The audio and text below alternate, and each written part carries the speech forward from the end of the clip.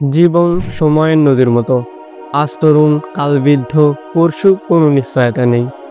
অথচ আমরা কি ভাবি, বৃদ্ধ হলে নামাজ কালাম পড়ব, এখন তো মজা করার সময়। কিন্তু ভাই, মৃত্যু কি কারো বয়স দেখে আসে? অথচ মহান আল্লাহ এই যৌবনকালের ইবাদতকে সব থেকে বেশি ভালোবাসেন, কারণ এটাই হলো পরীক্ষার সময়। তরুণ বয়স, গুনাহের হাতছানি, শয়তানের ফাঁদ, দুনিয়ার লোভ।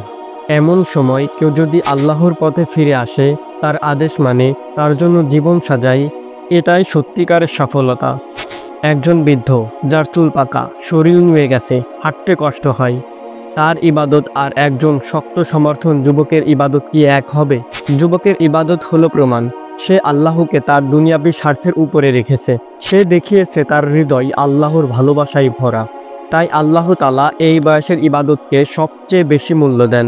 তাই ভাই, সময় থাকতে ফিরে আসো, এখনই সিজদায় নত হও, কোরআনের আশ্রয় আসো, দুআয়ের অশ্রুতে নিজের পাপ ধুয়ে ফেলো। মৃত্যুর জন্য কোনো বয়স ঠিক করা নেই। তুমি জানো না তোমার শেষ সময় কখন। এসো আমরা আজ থেকেই শুরু করি, অন্তত একটি নামাজ দিয়ে, অন্তত একটি ভালো কাজ দিয়ে। হয়তো এতটুকুই আমাদের জান্নাতের জন্য দরজা খুলবে।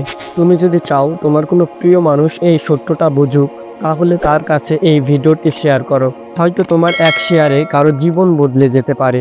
এসো আমরা একসাথে আল্লাহর পথে হাঁটি, একা নই, সবাই একসাথে।